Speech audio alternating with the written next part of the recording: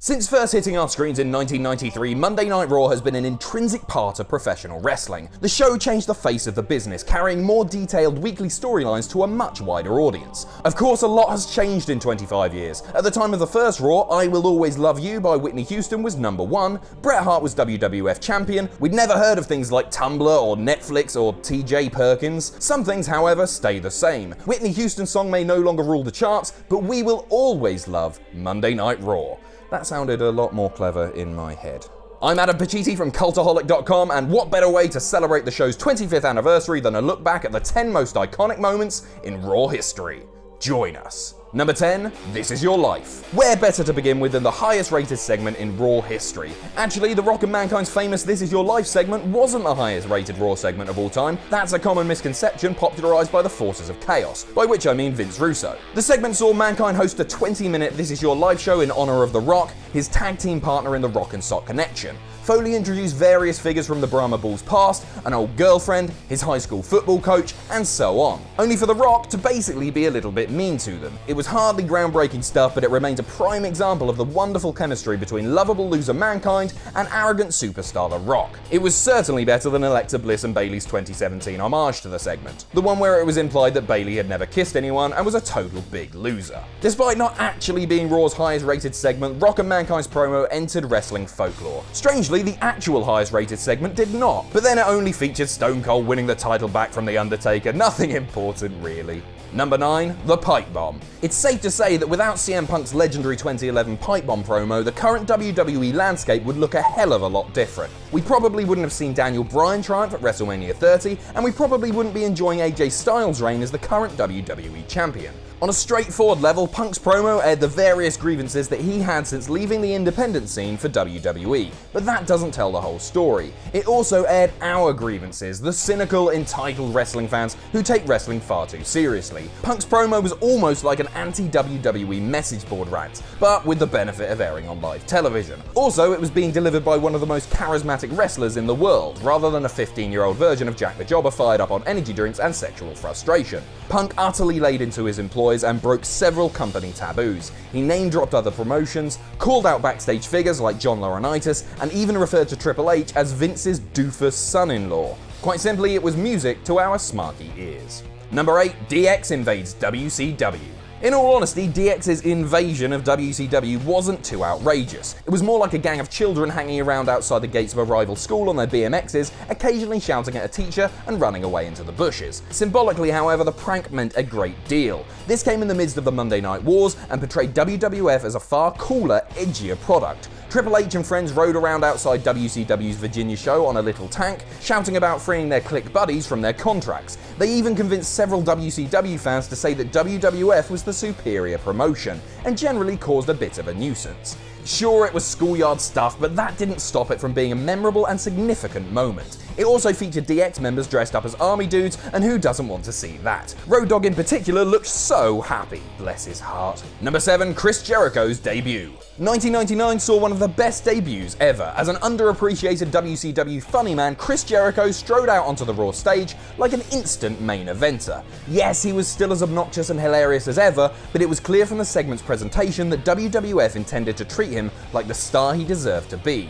Why was this so apparent? Well, first of all, Y2J interrupted The Rock. That's a pretty big deal considering the Brahma Bull was one of Vince McMahon's most beloved stars. Maybe second to Austin, but he was about to take time off after being savagely run down by Rikishi at Survivor Series. Secondly, it's important to consider the unparalleled charisma of Jericho himself. The newcomer proclaimed himself our savior, our party host, and implored us to put our fat little fists in the air and cheer for him. My fists aren't fat, I'm actually blessed with the slender fingers of a concert pianist, but the entertaining nature of the promo was undeniable. That's pianist, as in piano player. Stop it.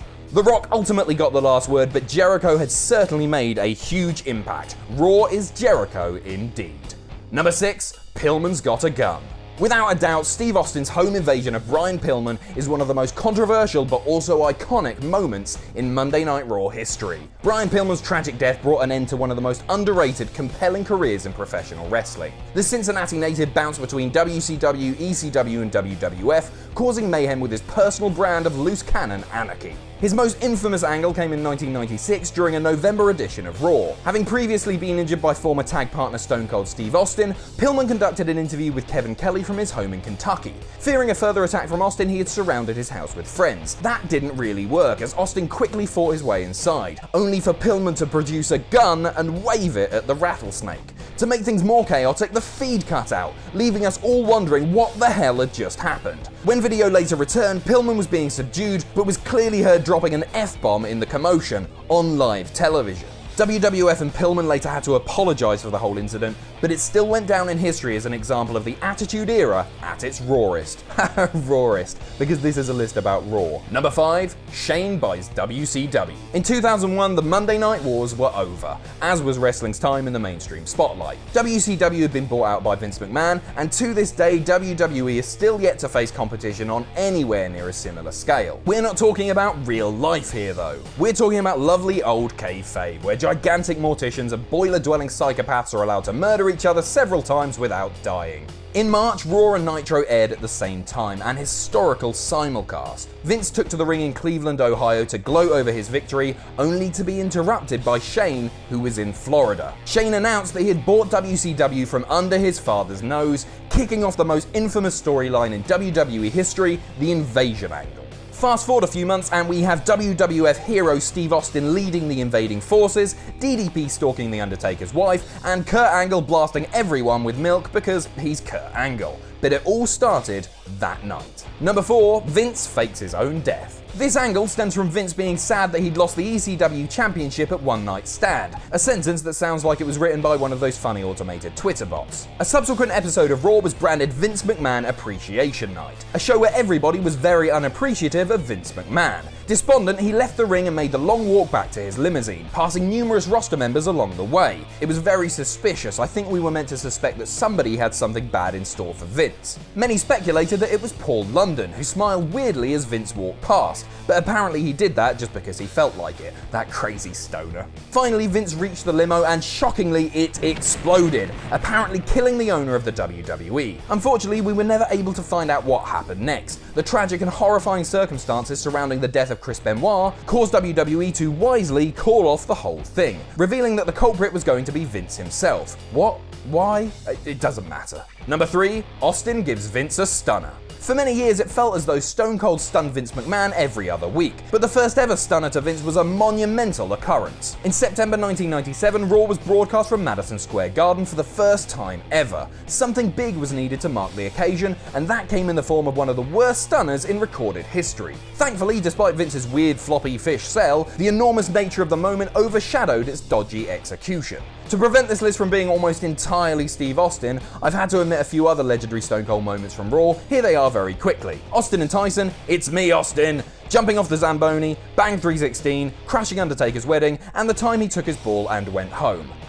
Maybe not that last one. Number 2, the beer truck. Okay, so there was one Stone Cold moment that probably does deserve a separate entry of its own, and that's the corporation's beer bath. Nothing sums up the anarchy and excitement of the Attitude Era quite like this classic Raw moment. With the evil collective of Vince, Shane, and WWF champion The Rock gloating in the ring, a mischievous Austin drove a beer truck all the way down to ringside. After arguing with the heels for a little while, Stone Cold created chaotic magic, unraveling a hose from the truck and dousing the corporation in beer. It was a silly moment, truth be told, but wrestling is silly, and this moment reminded us of that in the most entertaining way possible. Number 1, Mankind wins the WWF Championship.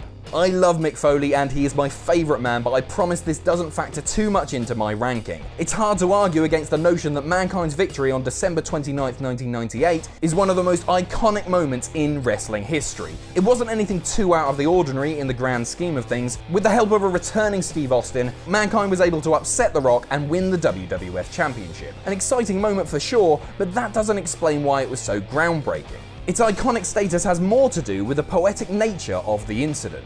Over on WCW Nitro, Tony Schiavone attempted to spoil the result of the pre-tape match, preventing fans from changing the channel. Instead, they did just that, turning over to Raw en masse to watch Foley's unlikely triumph. Oh Schiavone, you silly, silly man. So that's our list. Let's all look forward to the 25th anniversary show tonight. I've been Adam Pacitti from Cultaholic.com. Remember to let us know what you think in the comments below. Don't forget to like, share, subscribe. You can pledge to us on Patreon here, but most importantly, don't forget, to join us.